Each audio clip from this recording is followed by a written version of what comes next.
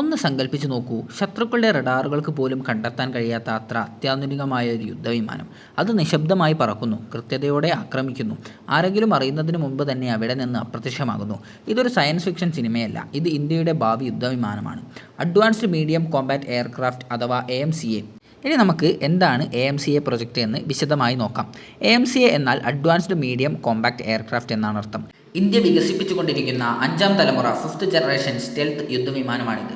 Aeronautical development agency ADA, Hindustan aeronautics ലിമിറ്റഡുമായി HAL ചേർന്നാണ് ഈ പദ്ധതിക്ക് നേതൃത്വം നൽകുന്നത്. ലോകത്തിലെ ഏറ്റവും മികച്ച യുദ്ധവിമാനങ്ങളോട് കിടപിടിക്കുന്ന ഒന്ന് നിർമ്മിക്കുക എന്നതാണ് ഇതിൻ്റെ ലക്ഷ്യം. ഇന്ത്യക്ക് എന്തിനാണ് AMCA? ആധുനിക യുദ്ധമുറകൾ വേഗത്തിൽ മാറിക്കൊണ്ടിരിക്കുകയാണ്. അമേരിക്കയുടെ F-35, ചൈനയുടെ J-20 തുടങ്ങിയ സ്റ്റെൽത്ത് വിമാനങ്ങൾ മറ്റ് രാജ്യങ്ങൾ വികസിപ്പിക്കുന്നുണ്ട്. വ്യോമാതിർത്തിയിൽ ഇന്ത്യയുടെ കരുത്ത് നിലനിർത്തണമെങ്കിൽ നമുക്ക് സ്വന്തമായി ഒരു അത്യാധുനിക സ്റ്റെൽത്ത് വിമാനം അത്യാവശ്യമാണ്. സ്റ്റെൽത്ത് സാങ്കേതികവിദ്യ ഏറ്റവും പ്രധാനം. AMCയുടെ ഏറ്റവും വലിയ പ്രത്യേകത അതിൻ്റെ സ്റ്റെൽത്ത് ശേഷിയാണ്. ഇതിൻ്റെ ഗുണങ്ങൾ: റഡാറുകൾക്ക് ഇതിനെ എളുപ്പത്തിൽ കണ്ടെത്താൻ കഴിയില്ല. ശത്രുക്കളുടെ സംവിധാനങ്ങൾക്കൊന്നും ഇതിനെ പിന്തുടരാൻ, ട്രാക്ക് ചെയ്യാൻ സാധിക്കില്ല. ഇതെങ്ങനെ സാധ്യമാകുന്നു?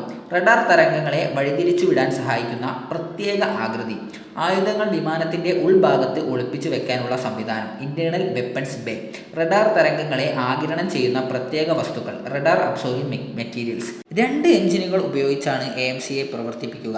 ആദ്യഘട്ടത്തിൽ വിദേശ എഞ്ചിനുകൾ ഉപയോഗിച്ചേക്കാമെങ്കിലും ഇന്ത്യ സ്വന്തമായി എഞ്ചിൻ സാങ്കേതികവിദ്യ വികസിപ്പിക്കാനുള്ള ശ്രമത്തിലാണ്. ഏകദേശം മാക് 1.8 മുകളിൽ ശബ്ദത്തേക്കാൾ വേഗത്തിലാണ് ഇതിൻ്റെ വേഗത കണക്കാക്കപ്പെടുന്നത്. സ്റ്റെൽത്ത് ശേഷി നിലനിർത്താൻ ആയുധങ്ങൾ വിമാനത്തിനുള്ളിൽ തന്നെയാണ് സൂക്ഷിക്കുന്നത്. AMCയുടെ അകത്തുനിന്ന് വ്യത്യസ്ത രീതിയിൽ മിസൈലുകൾ തൊടുത്തുവിടാനായിട്ട് സാധിക്കും. ആകാശത്തു നിന്ന് ആകാശത്തേക്ക് തൊടുക്കാവുന്ന മിസൈലുകൾ, ആകാശത്തു നിന്ന് ഭൂമിയിലേക്ക് തൊടുക്കാവുന്ന മിസൈലുകൾ, ഇവയൊക്കെ അവയിൽ ഉൾപ്പെടുന്നതാണ്. കൃത്യതയോടെ ലക്ഷ്യം കാണുന്ന ബോംബുകൾ. പിന്നെ ഇതിലൂടെ ശത്രു വിമാനങ്ങളെ നശിപ്പിക്കാനും ഭൂമിയിലെ ലക്ഷ്യങ്ങൾ തകർക്കാനും ശത്രു രാജ്യത്തിൻ്റെ ഉള്ളിലേക്ക് കയറി ആക്രമിക്കാനും ഡീപ് സ്ട്രൈക്ക് AMCയ്ക്ക് സാധിക്കും. AMCA എന്നത് വെറും വേഗതയല്ല, മറിച്ച് ബുദ്ധിയുള്ള ഒരു വിമാനം കൂടിയാണ്. അത്യാധുനിക റഡാർ സംവിധാനങ്ങൾ, ആർട്ടിഫിഷ്യൽ ഇൻ്റലിജൻസ് സഹായത്തോടെയുള്ള തീരുമാനമെടുക്കൽ, ഇലക്ട്രോണിക് വാർഫെയർ ശേഷി. ഇത് പൈലറ്റിനെ ശത്രുക്കളെ വേഗത്തിൽ കണ്ടെത്താനും വേഗത്തിൽ പ്രതികരിക്കാനും യുദ്ധത്തിൽ മുൻതൂക്കം നേടാനും സഹായിക്കുന്നു. ഭാവിയിൽ AMCAയിൽ പുതിയ കുറേ ഫീച്ചേഴ്സ് കൂടി ഉൾപ്പെടുത്തും. അത് ഏതൊക്കെ ഫീച്ചേഴ്സാണെന്ന് നമുക്ക് നോക്കാം. ഡ്രോണുകളെ വിമാനത്തിൽ നിന്ന് തന്നെ നിയന്ത്രിക്കാനുള്ള സംവിധാനം, കൂടുതൽ സ്റ്റെൽത്ത് അപ്ഗ്രേഡുകൾ, പൂർണ്ണമായും ഇന്ത്യയിൽ നിർമ്മിച്ച എഞ്ചിൻ. AMCA ഇപ്പോഴും നിർമ്മാണ ഘട്ടത്തിലാണ്. രൂപകൽപ്പന പൂർത്തിയായി കഴിഞ്ഞു. വരും വർഷങ്ങളിൽ ഇതിൻ്റെ മാതൃകകൾ, പ്രോട്ടോടൈപ്സ് പുറത്തിറങ്ങും. സായുധ സേനയുടെ ഭാഗമാകാൻ കുറച്ച് സമയമെടുക്കുമെങ്കിലും ഇത് ഇന്ത്യയുടെ പ്രതിരോധ മേഖലയിൽ വലിയ മാറ്റമുണ്ടാക്കും. ഇനി AMCയ്ക്ക് ആഗോളതലത്തിൽ മത്സരിക്കാൻ കഴിയുമോ?